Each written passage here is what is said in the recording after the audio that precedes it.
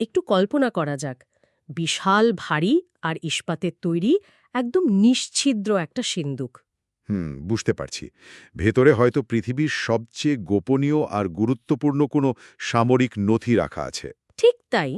তো এই সিন্দুক খুলতে সাধারণ হিসেবে কি লাগতে পারে? হয়তো ডিনামাইট বা প্রচণ্ড শব্দ বা অন্তত অত্যাধুনিক কোনো লেজার রশ্মি, তাই না? হ্যাঁ, মানে সাধারণ চিন্তায় তো সেটাই মনে হওয়ার কথা। অথবা অন্তত অত্যন্ত জটিল কোনো কোড ব্রেকিং মেশিন লাগবে, যেটা দিয়ে ঘন্টার পর ঘন্টা পাসওয়ার্ড হ্যাক করা যায়। একদম। যে কেউ ধরে নেবে যে প্রবল শক্তি ছাড়াই ইস্পাতের দুর্গ ভেদ করাটা অসম্ভব। সাধারণ মানুষের তো ওই সিন্দুকের ধারে কাছে যাওয়ারও কথা নয়। কিন্তু গল্পটা আসলে এখানেই একটা নাটকীয় মোড় নেয়। সেখানে এমন একজন মানুষ এলেন যিনি কোনো জোর খাটালেন না। তার হাতে কোনো ভারী যন্ত্রপাতিও ছিল না। না, কিচ্ছু না। তিনি কেবল সিন্দুকের ডায়ালটার কাছে গেলেন। কয়েক মিনিট ওটা নিয়ে খুব আলতোভাবে নাড়াচাড়া করলেন। কানটা একেবারে ডায়ালের কাছে নিয়ে ভেতরের সূক্ষ্ম শব্দ শোনার চেষ্টা করলেন। যন্ত্রপাতির প্রয়োগ করে নয়, বরং সিন্দুকের ভেতরের কলকবজা ঠিক কিভাবে কাজ করে সেই বোঝাপড়া থেকে। আসলে এই সিন্দুক খোলার দৃশ্যটি হলো তার পুরো জীবন দর্শনকে বোঝার জন্য সবচেয়ে নিখুঁত একটা জানালা। কারণ যে মানুষটি এই কাজটি করেছিলেন তিনি কোনো পেশাদার চোর ছিলেন না। তিনি ছিলেন বিংশ শতাব্দীর অন্যতম শ্রেষ্ঠ বিজ্ঞানী রিচার্ড ফাইনম্যান। একদম ঠিক। তিনি কেবল ইস্পাতের সিন্দুকই খোলেননি, তিনি ঠিক একই কৌতূহল দিয়ে মহাবিশ্বের সবচেয়ে জটিল রহস্যগুলোর তালাও খুলেছিলেন। তিনি কখনোই কোনো কিছুকে মুখস্থ করে মেনে নেননি। তো চলুন আজকের এই বিষয়টির গভীরে প্রবেশ করা যাক।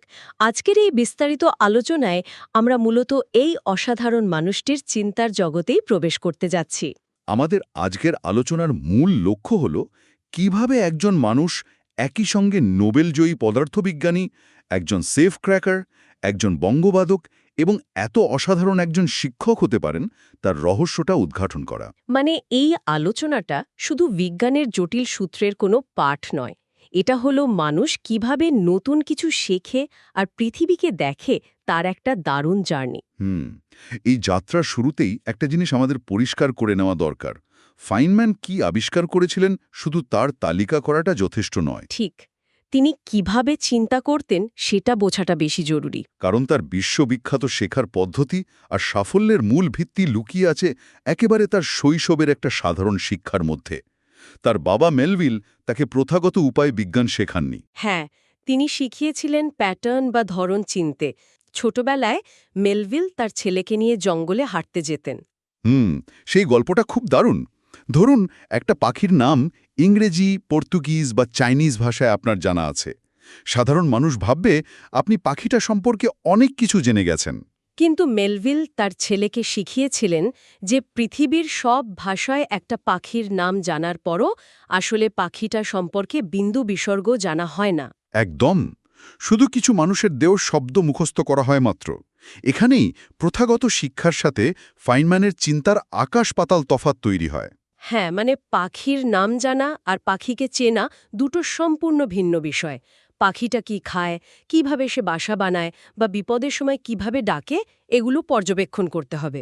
পরিভাষার আড়ালে যে আসল সত্যটা লুকিয়ে থাকে সেটা দেখার চোখ তৈরি হয়েছিল তার এই শিক্ষা থেকেই। আর একটা অদ্ভুত ব্যাপার হলো যে ছেলেটি পরে তার অসাধারণ লেকচারের জন্য এত খ্যাতি পেয়েছিলেন, তিনি নাকি ৩ বছর বয়স পর্যন্ত কোনো কথাই বলেননি। তাই নাকি? হ্যাঁ, অথচ একটু বড় হতেই তিনি স্কুলের অঙ্কের দলের সেরা হয়ে ওঠেন। মহল্লায় তার নামই হয়ে গিয়েছিল সেই ছেলে যে চিন্তা করে রেডিও সারায়। ও আচ্ছা। মানে কোনো রেডিও নষ্ট হলে তিনি সরাসরি স্ক্রুড্রাইভার দিয়ে সেটা খুলতে বসে যেতেন না। ঠিক তাই। তিনি শুধু রেডিওটা খুলে এর যন্ত্রপাতির দিকে তাকিয়ে পায়চারি করতেন আর ভাবতেন সার্কিটের কোথায় বাধা পড়লে এমন শব্দ হতে পারে সেটা বোঝার চেষ্টা করতেন। এখানে সবচেয়ে চমকপ্রদ বিষয়টি হলো এই যে চিন্তার মাধ্যমে সমস্যার মূলে যাওয়ার অভ্যাস, এটাই পরে জন্ম দেয় তার বিখ্যাত ফাইনম্যান টেকনিকের। মানে তিনি বিশ্বাস করতেন যে জটিল শব্দ বা পরিভাষা হলো আসলে মানুষের নিজস্ব অজ্ঞতাকে ঢাকার একটা উপায়। একদম। সত্যিকারের জ্ঞান হলো কোনো কিছুর আসল নির্যাস বুঝতে পারা। যদি কোনো বিষয়কে খুব সহজ ভাষায় ব্যাখ্যা করা না যায়, তবে বুঝতে হবে বিষয়টা আসলে ঠিকমতো বোঝাই হয়নি। এটা অনেকটা কোনো গাড়ির ইঞ্জিন খোলার মতো একটা ব্যাপার। শুধু পার্টসগুলোর নাম যেমন কার্বিউরেটর বা স্পার্ক প্লাগ মুখস্থ করলেই তো কেউ মেকানিক হতে পারে না। না, তা তো পারেই না। তেল আর বাতাস কিভাবে মিশে ইঞ্জিনের ভেতরে বিস্ফোরণ ঘটায় সেটা বুঝতে হয়। ফাইনম্যান টেকনিকের যে 4টে ধাপের কথা বলা হয়েছে সেগুলো একটু বোঝা দরকার। প্রথম ধাপটা কি ছিল? পদ্ধতিটা দারুণ কার্যকরী।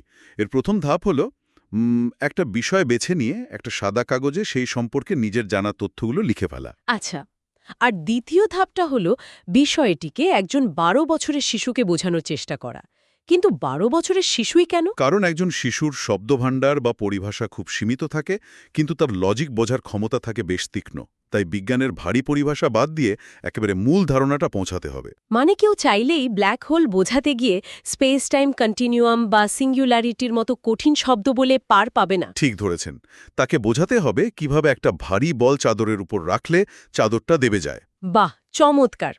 আর তৃতীয় ধাপে গিয়ে যখন দেখা যাবে যে এই সহজ উপমা দিতে গিয়েও আটকে যেতে হচ্ছে, তখন বুঝতে হবে এটাই জ্ঞানের দুর্বল জায়গা।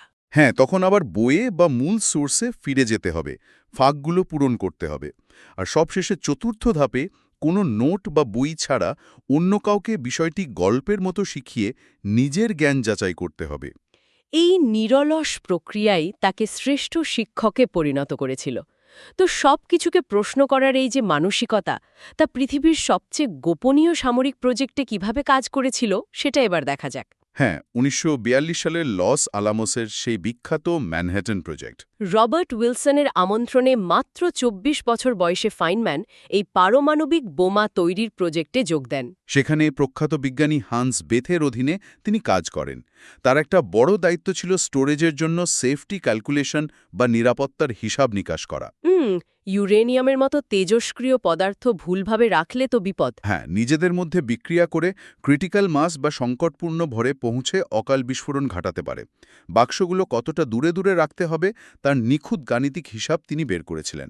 এই প্রজেক্টের সবচেয়ে শ্বাসরুদ্ধকর মুহূর্ত ছিল ১৯৪৫ সালের ট্রিনিটি টেস্ট, মানব ইতিহাসের প্রথম পারমাণবিক বিস্ফোরণ। ওহ, সে এক ঐতিহাসিক ঘটনা। সোর্স থেকে জানা যায় বিস্ফোরণের সময় ফাইনম্যান ছিলেন একমাত্র ব্যক্তি যিনি চোখে কোনো কালো চশমা পরেননি। বাপরে! হ্যাঁ, তিনি শুধু একটা ট্রাকের উইন্ডশিল্ডের ভেতর দিয়ে সরাসরি সেই প্রলয়ঙ্করী আলো দেখেছিলেন। কারণ তিনি জানতেন যে ট্রাকের কাচই ক্ষতিকর অতিবেগুনি রশ্মি আটকে দিতে পারে। এটা কিন্তু তার কোনো পাগলামি ছিল না। নিজের পদার্থবিদ্যার জ্ঞানের ওপর তার অটুট বিশ্বাসের প্রমাণ ছিল এটা। প্রচলিত ভয়ের কাছে তিনি নতি স্বীকার করেননি। কিন্তু লস আলামসের দিনগুলোতেই তার চরিত্রের আর একটা দিক চরমভাবে প্রকাশ পায়। তিনি ছিলেন আস্ত একজন প্র্যাঙ্কস্টার, মানে খুব রসিক মানুষ। হ্যাঁ, ওই যে এত গোপনীয়তার মধ্যেও বিনোদনের জন্য সেফ ক্র্যাকিং বা গোপন লকারের তালা খোলার বিদ্যা শিখেছিলেন। সহকর্মীদের অতি গোপনীয় লকারের তালা খুলে তিনি ভেতরে চিরকুট রেখে আসতেন, যাতে লেখা থাকত, গ্যাস হু? হ্যাঁ, শুধু তাই নয়, ল্যাবরেটরির বেড়ার একটা কাটা অংশ দিয়ে তিনি বারবার বাইরে যেতেন আর মেন গেট দিয়ে ভেতরে ঢুকতেন। গার্ডরা তো পুরো বিভ্রান্ত। কিন্তু এখানেই আমার একটা প্রশ্ন আছে। পারমাণবিক বোমার মতো এমন স্পর্শকাতর প্রজেক্টে কাজ করার সময় এমন রসিকতা করা কি একটু দায়িত্বজ্ঞানহীনতার পরিচয় দেয় না? আপাত দৃষ্টিতে তাই মনে হয়। কিন্তু যদি আমরা একে বৃহত্তর প্রেক্ষাপটের সাথে যুক্ত করি, তবে আসল কারণটা বোঝা যাবে। এই প্র্যাঙ্কগুলো নিচ্ছ কোনো রসিকতা ছিল না। তাহলে কি ছিল? এটি ছিল তার বৈজ্ঞানিক পদ্ধতিরই একটা অংশ। তিনি মূলত সিস্টেমের দুর্বলতাগুলো পরীক্ষা করছিলেন। মানুষ কিভাবে চিন্তা করে, কিভাবে পাসওয়ার্ড সেট করে। ও আচ্ছা, যেমন অনেক বিজ্ঞানী পাই বা এর মানগুলোকে পাসওয়ার্ড হিসেবে ব্যবহার করতেন। ঠিক তাই। তিনি সামরিক কর্তাদের চোখে আঙুল দিয়ে দেখিয়ে দিচ্ছিলেন যে একটা ভারী স্টিলের দরজা থাকলেই নিরাপত্তা নিশ্চিত হয় না যদি মানুষের আচরণের মধ্যে বড় ফাঁক থাকে। বারুণাব্যের দৃষ্টিভঙ্গি, মানে সব কিছুকেই তিনি একটা পাজল হিসেবে দেখতেন। তো ম্যানহাটন প্রজেক্টে বিশাল ধ্বংসাত্মক শক্তি নিয়ে কাজ করার পর ফাইনম্যানের মন সম্পূর্ণ ভিন্ন দিকে ঘুরে যায়। একদম ক্ষুদ্রতম অণুর জগতে, তাই তো? হ্যাঁ, এখানেই বিষয়টি সত্যি দারুণ কৌতূহলোদ্দীপক হয়ে ওঠে। ১৯৫৯ সালে ক্যালটেকে তার সেই ঐতিহাসিক ভাষণ, there's plenty of room at the bottom. এই ভাষণটিকে ন্যানোটেকনোলজির ভিত্তিপ্রস্তর হিসেবে ধরা হয়। একটু ভাবলে অবাক হতে হয়, এমন এক সময়ে তিনি এই কথাগুলো বলেছিলেন যখন কম্পিউটারগুলো ছিল আস্তে একটা ঘরের সমান বড়। ভ্যাকিউম টিউব দিয়ে সেই কম্পিউটার চলত, অথচ তিনি প্রস্তাব করলেন যে অণু পরমাণুর জগতে তথ্য সংরক্ষণ করা সম্ভব। যা তখনকার বিজ্ঞানীদের কল্পনারও বাইরে ছিল। তিনি হিসাব করে দেখিয়েছিলেন যে এনসাইক্লোপিডিয়া ব্রিটানিকার ২৪টি খণ্ডের সমস্ত তথ্যকে ২৫,০০০ গুণ ছোট করে একটা পিনের মাথায় লেখা সম্ভব। হ্যাঁ, এবং অদম্পবিজ্ঞানের সূত্র মেনেই দেখিয়েছিলেন যে তাত্ত্বিকভাবে এটা সম্পূর্ণ সম্ভব। নিজেরই ধারণাকে মজবুত করতে তিনি জীববিজ্ঞানের অসাধারণ একটা উদাহরণ টেনে আনেন। ডিএনএর উদাহরণটা, তাই না? একদম। তিনি প্রশ্ন তোলেন, প্রকৃতি যদি এত ক্ষুদ্র স্কেলে কাজ করতে পারে, তবে মানুষ কেন পারবে না? ডিএনএ অত্যন্ত ক্ষুদ্র একটা জায়গার মধ্যে বিশাল প্রাণীর সমস্ত তথ্য সঞ্চয় করে রাখে। চোখের রং কেমন হবে, মস্তিষ্কের গঠন কেমন হবে, সব ওই ক্ষুদ্র অণুর ভেতরে লেখা থাকে। ডিএনএ মূলত একটা বায়োলজিক্যাল হার্ড ড্রাইভ। প্রকৃতি যদি এত বিশাল ডেটাবেস তৈরি করতে পারে, তবে অণুর লেভেলে তথ্য লেখাও একদিন সম্ভব হবে। এই ন্যানোটেকনোলজির ধারণার মধ্যেই তিনি সার্জনকে গিলে ফেলার বা সোয়ালো দ্য সার্জন নামক অদ্ভুত একটা আইডিয়ার কথা বলেন। হ্যাঁ, তার এক বন্ধুর দেওয়া আইডিয়া। ভবিষ্যতে এমন ক্ষুদ্র রোবট তৈরি হবে যা রক্তনালীতে ঢুকে শরীরের ভেতর থেকে নিখুঁত অপারেশন করবে। কিন্তু আমার বুঝতে একটু অসুবিধে হচ্ছে, এটা কি অনেকটা বালি দিয়ে একটা বিশাল ইমারত তৈরি করার মতো নয়? অনেকটা সেরকমই। যেখানে প্রতিটি বালুকণা চিমটা দিয়ে সাজাতে হবে, আর সেই চিমটাকে নিয়ন্ত্রণ করবে আরও ক্ষুদ্র একটা চিমটা। এই অসম্ভব কাজটা কিভাবে সম্ভব হবে? একদম চমৎকার একটা উপমা দিয়েছেন।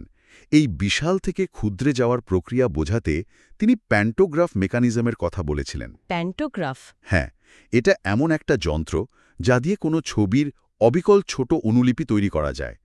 ফাইনম্যান প্রস্তাব করেছিলেন যে বড় হাত দিয়ে প্রথমে ছোট রোবোটিক হাত তৈরি হবে। আচ্ছা। সেই ছোট হাতগুলো দিয়ে আরও ক্ষুদ্র হাত তৈরি হবে। এভাবে ক্রমান্বয়ে ধাপে ধাপে যন্ত্রপাতির আকার ছোট করতে করতে আমরা পরমাণুর স্তরে কাজ করতে পারব। ওহ, দারুণ! মানুষকে আগ্রহী করার জন্য তিনি তো $১,০০০ দুটো পুরস্কারও ঘোষণা করেছিলেন, পৃথিবীর ক্ষুদ্রতম মোটর তৈরির জন্য আর মাইক্রোস্কোপিক স্কেলে লেখার জন্য। এবং অবাক করা বিষয় হল, পরে বিজ্ঞানীরা সত্যিই সেই পুরস্কার জিতে নিয়েছিলেন। অদেখা জগৎকে দেখার এই অসাধারণ ক্ষমতাই শেষ পর্যন্ত ১৯৬৫ সালে তাকে নোবেল পুরস্কার এনে দেয়। কোয়ান্টাম ইলেকট্রোডাইনামিক্স বা কিউইডিতে তার যুগান্তকারী কাজের জন্য তিনি জুলিয়ান শুইঙ্গার এবং সিন ইতিরো তোমোনাগার সাথে যৌথভাবে এই পুরস্কার পান। আলো কিভাবে পদার্থের সাথে বিক্রিয়া করে তার গাণিতিক ভিত্তি হল এই তত্ত্ব।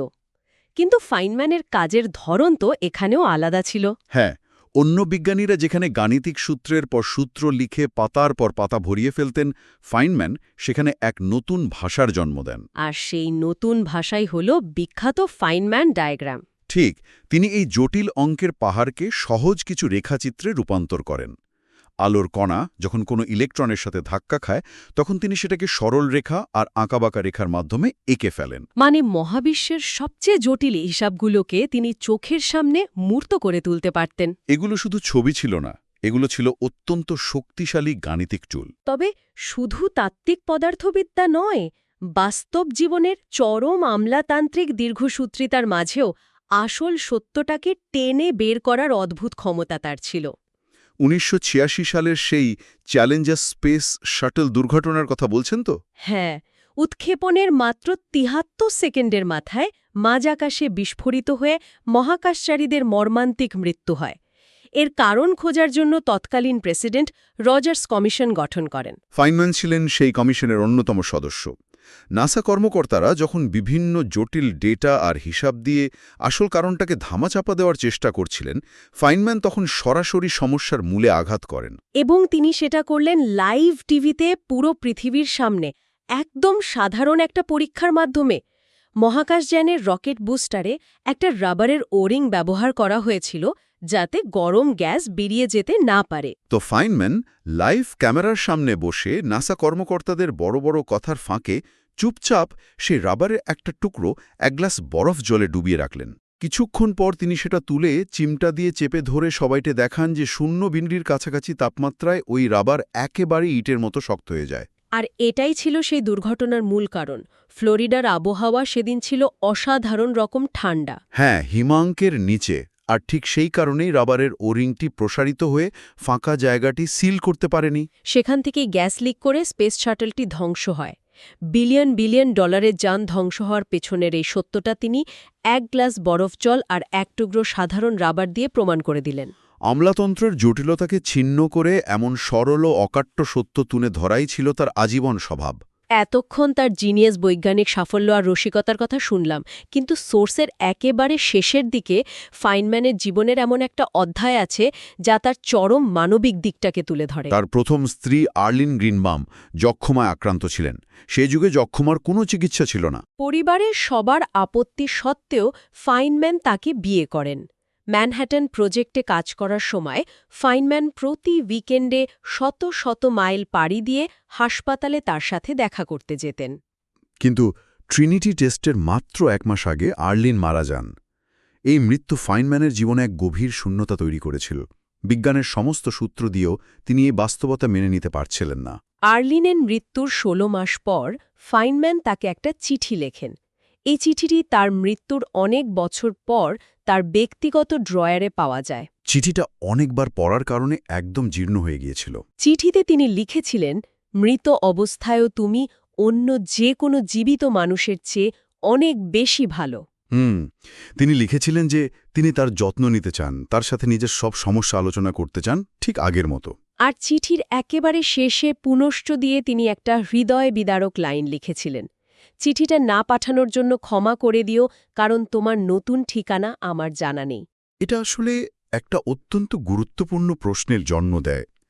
একজন মানুষ যিনি মহাবিশ্বের সবচেয়ে জটিল গাণিতিক রহস্য সমাধান করেছেন, তিনি মানুষের আবেগের কাছে, ভালোবাসার কাছে কতটা অসহায় ছিলেন। তার জিনিয়াস শুধু লজিকের কাঠামোর মধ্যে সীমাবদ্ধ ছিল না, বাস্তবতার সাথে তার এক নিবিড় সংযোগ ছিল।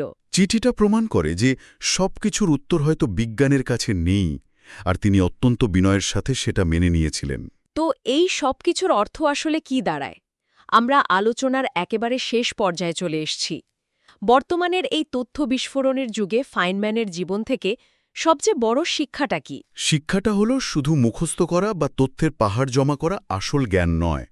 যদি কোনো কিছুকে 12 বছরের বাচ্চার কাছে সহজে বোঝানো না যায়, তবে আসলে নতুন কিছুই শেখা হয়নি। জ্ঞান হল প্রকৃতির ভেতরের প্যাটার্নটাকে দেখতে পাওয়া। মুখস্থবিদ্যার খোলস ছেড়ে পৃথিবীকে নতুন চোখে দেখতে পারার মধ্যেই শেখার আসল আনন্দ লুকিয়ে আছে। একদম ঠিক। আলোচনার শেষ করার আগে একটা বিষয় নিয়ে ভাবার অবকাশ রয়ে যায়। 1988 সালে মৃত্যুর ঠিক আগে ফাইনম্যানের শেষ কথা ছিল, আমি দুবার মরতে চাই না, কারণ মৃত্যু খুবই একঘেয়ে একটা ব্যাপার। কোয়ান্টাম মেকানিক্স তো আমাদের বলে যে এই মহাবিশ্বের সবকিছুই আসলে ইনফরমেশন বা মৌলিক তথ্যের সমষ্টি। তাহলে ফাইনম্যান এই মহাবিশ্বকে যেভাবে বুঝেছিলেন, তার মস্তিষ্কের সেই অদ্ভুত চিন্তার প্যাটার্নটা কি মহাবিশ্বের কোথাও স্থায়ীভাবে রয়ে গেছে? দারুণ একটা চিন্তার বিষয়।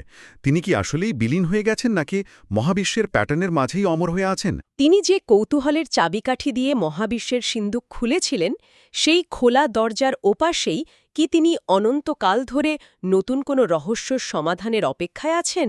শ্রোতারা এটা নিয়ে নিশ্চয়ই ভাববেন। আজ তাহলে এ পর্যন্তই।